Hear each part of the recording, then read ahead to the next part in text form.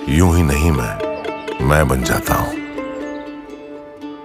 कुदरत के कोने कोने से खूबियां खोज लाता हूं। गुणवत्ता की गहराइयों का गोताखोर हूं मैं। यूं ही नहीं मैं रजनीगंधा बन जाता हूं। अब आपको दोपहर के नंबर 1 डिबेट में लेकर चलते हैं। दोपहर के नंबर 1 डिबेट में आपका स्वागत है। और आपने देख लिया कि एग्जिट पोल के जो तमाम नतीजे हैं वो क्या हैं। तमाम एग्जिट पोल इशारा कर रहे हैं कि बीजेपी की सरकार फिर से बन रही है। एग्जिट पोल में जो आंकड़े सामने आए हैं वो ये बता रहे हैं कि बीजेपी बम बम है। तो हैट्रिक की तैयारी के साथ ही पीएम मोदी फुल एक्शन में नजर आए। तीसरे कार्यकाल के लिए मोदी ने बिना वक्त गंवाए अगले 100 दिन के एक्शन प्लान पर काम शुरू कर दिया है। एग्जिट पोल के बाद पीएम एक्शन में है तो विपक्ष टेंशन में है। विपक्ष की टेंशन है कि जो आंकड़े दिखाए जा रहे हैं वो ठीक नहीं है, वो गलत है। मोदी को करीब 400 सीट मिलने का दावा बीजेपी कर रही है और बीजेपी कह रही है वो 400 सीट लेकर आएंगे, जैसा वो पहले भी दावा कर रहे थे। ऐसे में विपक्ष एग्जिट पोल को नकार रहा है तो पीएम मोदी के एक्शन प्लान को साइकोलॉजिकल गेम करार दे रहा है। अब अहम बात यह है कि चुनाव हो चुके हैं, ऐसे में साइकोलॉजिकल गेम का क्या मतलब है। आज बहस इसी मुद्दे पर करेंगे, लेकिन उससे पहले कुछ बयान जो आज आए हैं वो आपको सुनवा दें। निवर्तमान प्रधानमंत्री ने पहले ही ट्वीट तैयार करके रखा होगा, क्योंकि जिस व्यक्ति का 4 जून को जाना अभी तय हो गया है उन्होंने ही ये सब साजिश रचाई है, ये एग्जिट पोल मैनेज किया है। और ये जो आंकड़े हैं और जो वास्तविक परिणाम आने वाले हैं 4 तारीख को, ये ज़मीन आसमान का फ़र्क होगा। ये सब एक मनोवैज्ञानिक खेल है हमारा हौसला कमज़ोर करने के लिए। पर इंडिया जनबंधन को मैं कहता हूँ विश्वास के साथ कह सकता हूँ। और कल सारी पार्टियों की बैठक भी हुई और वहाँ आंकड़े पर विश्लेषण हुआ। 295 सीटों के कम इंडिया जनबंधन को आना बिल्कुल असंभव है। यानी कि हमें 200 मिनिमम न्यूनतम तरीके से हमें 295 सीटें मिलेंगी। और ये एग्जिट पोल पर विश्वास रखना मैं समझता हूँ बिल्कुल गलत है। ये सब कठपुतलियाँ हैं और कठपुतली के मास्टर जो बैठे हैं इन्होंने ये सब करवाया है। अरे निवर्तमान गृह मंत्री 150 डीएम और कलेक्टर से बात करते हैं, ये क्या गैर संवैधानिक नहीं है?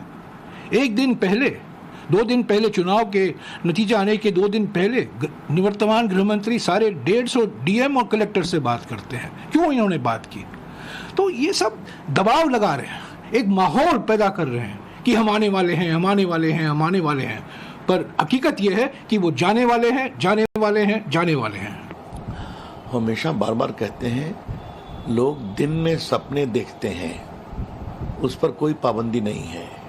कांग्रेस की हालत इसीलिए हुई है और आगे और होगी क्योंकि दिन में सपना देखना इन्होंने बंद नहीं किया है। जमीन पर काम करें, जनता का विश्वास जीतें, खाली मोदी जी की आलोचना और गाली गलौज बंद करें।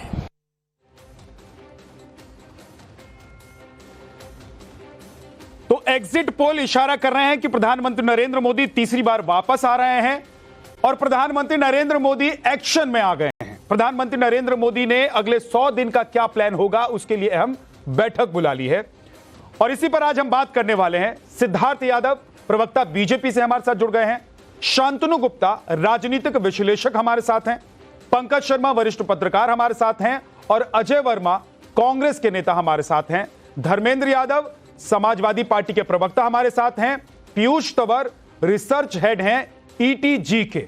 तमाम लोगों का स्वागत है। आप सभी जो इस वक्त ये भी देख चुके हैं कि एग्जिट पोल क्या इशारा कर रहे हैं, लेकिन प्रधानमंत्री नरेंद्र मोदी 100 दिन आगे क्या करना है उस पर काम करना शुरू कर चुके हैं, उसके लिए वो बैठक कर रहे हैं। कांग्रेस को इस पर ऐतराज है। कांग्रेस कह रही है कि एक साइकोलॉजिकल दबाव बनाने की कोशिश हो रही है। अजय जी, मेरा सवाल यह है कि चुनाव निपट गए हैं, अब 2 दिन के बाद नतीजे आने वाले हैं, अब साइकोलॉजिकल प्रेशर बनाकर या साइकोलॉजिकल गेम खेलकर बीजेपी को क्या मिलने वाला है और आपको क्यों लगता है ऐसा कि प्रधानमंत्री ऐसा कर रहे हैं? देखिए जनाब, जज भी आप हैं, मुजरिम भी आप हैं, निर्णय भी आप लिखेंगे, वकील भी आप हैं, अपील भी आपने की है, जजमेंट भी आप लिखेंगे। ये देश के लोग कह रहे हैं।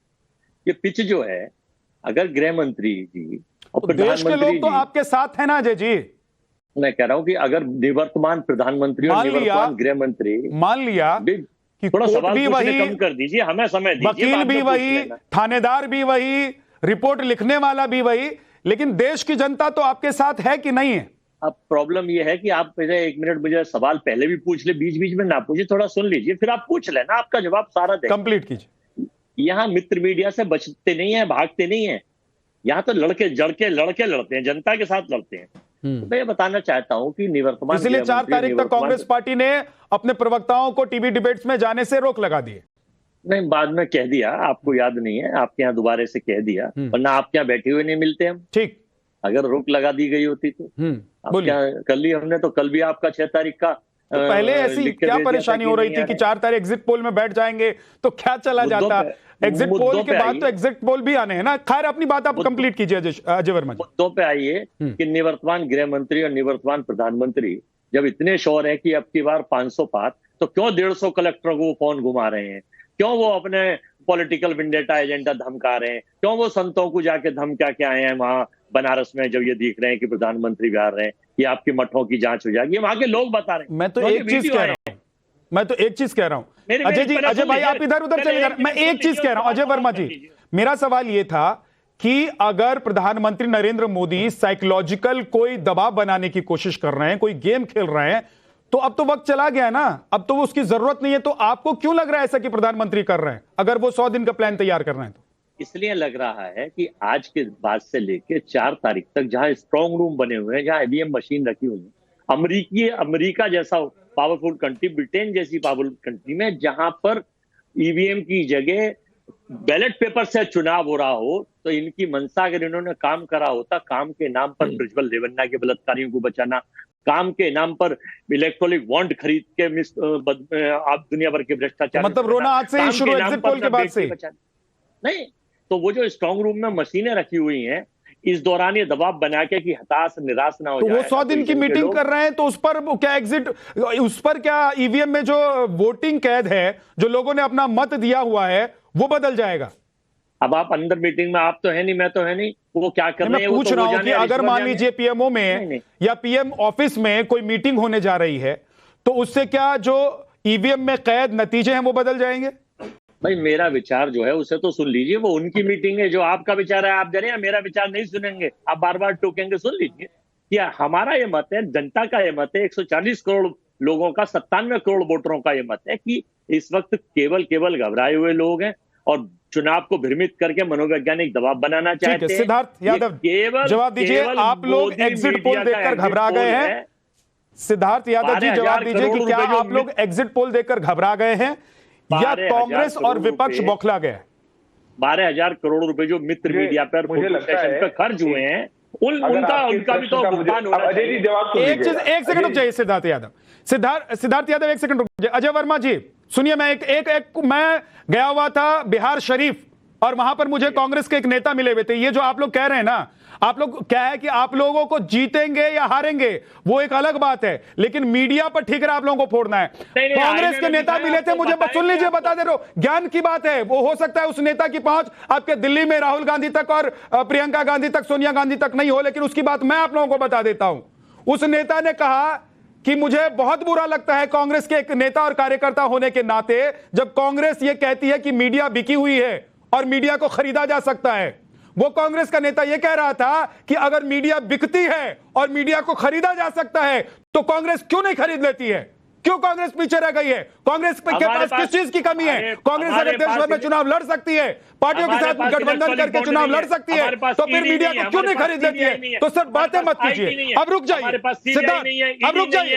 अरे रोना शुरू हो गया, अरे अजय वर्मा रोना शुरू हो गया। पहले ईवीएम पर गए, अब पत्रकारों पर आ जाइए, मीडिया हाउसेस पर आ जाइए। सर मीडिया हाउस से मत लड़िए ना, मीडिया हाउस से लड़ने से आप चुनाव जीत रहे होते तो पिछले 10 साल में कम से कम 20 चुनाव आप जीत चुके होते। सिद्धार्थ यादव रुक जाइए, पैसा नहीं है, रुक जाइए, सुनिए, सुना दिया मैंने। आपके कार्यकर्ता और आपके नेता जो दिल्ली तक नहीं पहुंच सकते हैं, उनकी सोच क्या है? अब सुनिए सिद्धार्थ को। हाँ, ये मनगणन, मैं जवाब देता हूं। अजय जी, मैंने आपको एक बार मैं नाम बता सकता हूं उस नेता और उस पार्टी, आपकी पार्टी के उस नेता का नाम बता सकता हूं, लेकिन मैं नहीं बताता हूं, बताना चाहता हूं क्योंकि इससे उसका नुकसान हो जाएगा। मैं नाम बता सकता हूं, अजय वर्मा, लेकिन आप अपने नेता अपने कार्यकर्ता को भी नहीं सुनना चाहते हैं। आप लोग इस कदर बौखला गए। सिद्धार्थ रुक जाइए, एक सेकंड अजय वर्मा जी प्लीज। सिद्धार्थ बोलिए। ये मनगढ़ंत कहानियां मत सुनाया करिए टीवी पे। कोई बात नहीं, सुन लीजिए, बात को सुन लीजिए। मैं आपके बीच में एक बार भी नहीं बोला, आग्रह करूंगा कि आप भी नहीं बोलेंगे। ये विजयनाथ जी जो अभी बात चल रही है, आपने मुझसे पूछा कि एग्जिट पोल देख करके हम घबरा गए हैं। मतलब हैरानी हो जाएगी अगर एग्जिट पोल देख करके हमको घबराना पड़ेगा तो। ये कांग्रेस क्या घबराने की बात है? ये हम लोग बात सुन रहे हैं, जो बात हम कहते आ रहे थे, जो देश का मूड, देश का सेंटीमेंट हम बताते आ रहे थे। हमने शुरुआत से कहा था ये जितनी जातिवादी, ये जितनी भ्रष्टाचारी, जितनी कास्ट पे बांटने वाली, जितनी परिवारवादी पार्टियां हैं, इनके सामने कर्मयोगी जीतेगा। हम शुरुआत से कहते आ रहे थे ये जो भारत के टुकड़े करने वाले हैं, इनके सामने विजन 2047 का जीतेगा। हम कहते आ रहे थे ये लोग या तो मीडिया हाउसेस में चुनाव लड़ रहे थे अपना, या ट्विटर में चुनाव लड़ रहे थे। धरातल में जिन लोगों ने मजाक बनाया हो, उन लोगों का 80 करोड़ हमारी देश की जनता का जो राशन भी ले पाई थी, जो लाभार्थी थे, जिनने आवास लिया, जिनने पानी लिया, जिनको बैंक अकाउंट्स खुलवाए गए, जिनको नए कनेक्शंस दिए गए, ये उनका चुनाव था। देश की जनता ने लड़ा। पर मैं एक गंभीर बात कहता हूं विद्यानाथ जी, और आपके शो पे कहता हूं, शुरुआत तो कर दी है कांग्रेस पार्टी ने, ईवीएम के साथ ऐसा हो गया फोन। मैं एक बात कह देता हूं, ये जो अजय वर्मा जी बैठे हैं ना, ये भाजपा को वोट देकर के आए थे। ये कांग्रेस के नेता है, पर ये जब पोलिंग बूथ पे गए भाजपा को वोट देकर के आए थे। इस बात का कोई प्रमाण दिया जा सकता है क्या? पर ये चुनाव खत्म होते ही कहने लगे, डीएम को फोन आने लगे, 80 डीएम को फोन चला गया, 100 को चला गया, ऐसा हो गया, वैसा हो गया। अरे क्या हो गया? अरे झूठ और सच में तो निकलिए बाहर। देश की जनता का मखौल बनाना, उन्होंने लोकतंत्र के इतने बड़े महापर्व में अपना मतदान किया। मैं आपके बीच में नहीं बोल रहा था अजय जी, नाम पर आर्मी को पॉलिटिक्स। अजय जी मैं आपके बीच में नहीं बोल रहा था। अजय जी सुन लीजिए ना, पहले सबसे पहले मैंने आपको मौका दिया था, क्योंकि एग्जिट पोल में आप लोग हार रहे हैं, इसलिए सबसे पहले मैंने आपको मौका दिया था। अजय जी अब बात सुनने की हिम्मत रखिए। देश में लोकतंत्र का इतना बड़ा महापर्व हुआ, देश की जनता ने सबसे ज्यादा आज तक के इतिहास में किसी चुनाव में लोगों ने वोट डाला, वो इस चुनाव में वोट डाला। एग्जिट पोल आते ही पूरे चुनाव को condemn, Election Commission condemn, EVM condemn, सब खराब हो गए। अब फोन जा रहे हैं, स्ट्रांग रूम में ऐसा हो रहा है। अरे जाइए अजय वर्मा जी, यहां क्यों बैठे? किसी एक स्ट्रांग रूम के बाहर जाके बैठिए, पहरा दीजिए, पर यहां पे बैठ करके नैरेटिव बनाने का काम करेंगे। अगर गड़बड़ी हो रही है तो वहां जाइए। और मैं विद्यानाथ जी बस 10 सेकंड और लूंगा, मैं 10 सेकंड और जल्दी से ये चुनाव भारतीय जनता पार्टी को और आदरणीय नरेंद्र मोदी को हिस्टोरिक हैट्रिक देने का चुनाव था। 2014 में, 2019 में हम 17 करोड़ 14 में लेके आए थे, 22 करोड़ वोट हम 19 में लेकर के आए। और इस बार जितना वोट भाजपा को मिल रहा है वो पूरी यूरोपियन यूनियन की आबादी से ज्यादा है। जब ऐसा मैंडेट किसी पार्टी को मिल रहा हो तो पीयूष तंवर हैं जो रिसर्च हेड हैं ईटीजी, तंत्र को कलंकित करने की सबसे बड़ी बेईमानी पोल आप देख रहे हैं। एक सेकंड आप रुक जाइए अजय वर्मा जी, अभी रुकिए ना। अभी तो क्या है, आप ईवीएम को नहीं मानते हैं, पत्रकारों से लड़ते हैं, अपना सारा वक्त आप जाया करते हैं पत्रकारों से लड़ने में, किसको बैन करना है, किसको बैन खोलना है, इस पर आप लोगों की रणनीति और काम चल रहा होता है। लेकिन रुकिए, जो पीयूष हैं, पीयूष तंवर हमारे साथ हैं, हमारे सहयोगी ईटीजी के रिसर्च हेड हैं, जो अलग अलग राज्यों में सर्वे करके एग्जिट पोल के जिन्होंने नतीजे देखे हैं और खुद वो रहे हैं मैदान में, उनसे जरा उनके पास चलते हैं।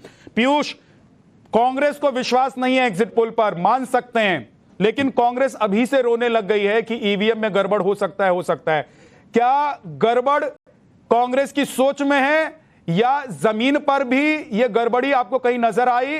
कांग्रेस सच में हार रही है या कांग्रेस जीत रही थी और ईवीएम में गड़बड़ी कराकर बीजेपी चुनाव जीतने के चक्कर में है?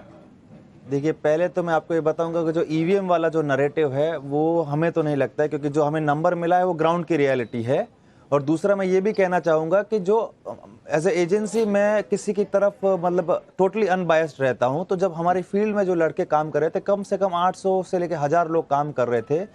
तो जब बहुत ज़्यादा बीजेपी आने लगा तो मैंने बाकायदा सभी के साथ मीटिंग की। मैं बोला कि भाई आपको इतना बीजेपी कैसे आ रहा है? तो बोले जिसको भी बोलो मोदी मोदी मोदी कर रहे हैं। तो इसलिए मैं ईवीएम का तो इसमें कुछ रोल नहीं समझता हूँ। जब आपको ग्राउंड पे बीजेपी मिला है, मोदी मिला है, तो फिर हमने वो जो है अपने नंबर्स में हमें दिखा भी और हमने नंबर हिसाब से दिया। आपकी इजाजत हो तो बोलिए, पूछ लीजिए, आज पूछ लीजिए। बुलवा लो, एक एक्सक्लूसिव शो करवा लो। आदरणीय भैया, मैं सिद्धार्थ जी आपसे नहीं, मैं आपको क्यों? नहीं, पीयूष हैं, पीयूष से सवाल पूछना चाहते हैं तो आप पूछ लीजिए। तो ये पीयूष जी की वाणी क्यों मधुर होने लगी फौरन? अरे अजय जी, आपको आपकी दवाई दे रहा हूँ थोड़ी सी। अरे सिद्धार्थी मुझे ना दें, मैं तो आपकी दवाई आपसे ले लूंगा आके, आप हमारे भाई हो। सवाल पूछना है तो पूछिए अजय वर्मा। बताइए पीयूष जी, एक चीज बताइए, आप ये आपका तरीका है आपका। हमें तो ये नहीं पता कि आपने अपना साइज क्या रखा था। ग्रामीण लोगों से बात करी, क्षेत्रीय लोगों से बात करी। हमने 4.25 लाख सैंपल कलेक्ट किया है। हमने 4.25 लाख सैंपल कलेक्ट किया है। 97 करोड़, सुनो एक सेकंड, 97 करोड़ वोटर में जहां 60% पोलिंग हुआ हो, वह आप एक चीज बताइए ना, आधार पर आप पूरे कांग्रेस के सर्वे में, अजय वर्मा, कांग्रेस के सर्वे में कांग्रेस को कितनी सीटें आ रही हैं? एक सेकंड पीयूष, देखिए अजय वर्मा जी, कांग्रेस के सर्वे में कांग्रेस को कितनी सीटें मिल रही हैं? हमारा 300 प्लस से हम एनडीए का, हमारा गठबंधन, इंडिया गठबंधन और वो सर्वे आपने 57 करोड़ लोगों के घरों में जाके किया है क्या? अरे सैंपल साइज होता है, अरे मैं बता रहा हूं, 4 लाख से ऊपर का सैंपल साइज बड़ा होता है जो रेंडमली उठाया जाता है। ठीक है, अब बाकी मेहमानों के पास भी मुझे जाना है। बाकी मेहमानों शांतनु जी सरकार ने करोड़ों रुपया दिया। एक मिनट रुक जाइए सर, अब सब चीज में आप लोगों को मीन मेक नजर आने लगेगा, आप मीन मेक निकालने लगेंगे। हमारे जो 1400 करोड़ हमारे जो 14 करोड़ वोटर है, उनसे पूरे देश से 300 स्टेट से आइडिया मिला। 14 करोड़ लोगों के घर तक गए थे आप लोग सैंपल साइज वहां से कलेक्ट किया, सैंपलिंग करने के लिए।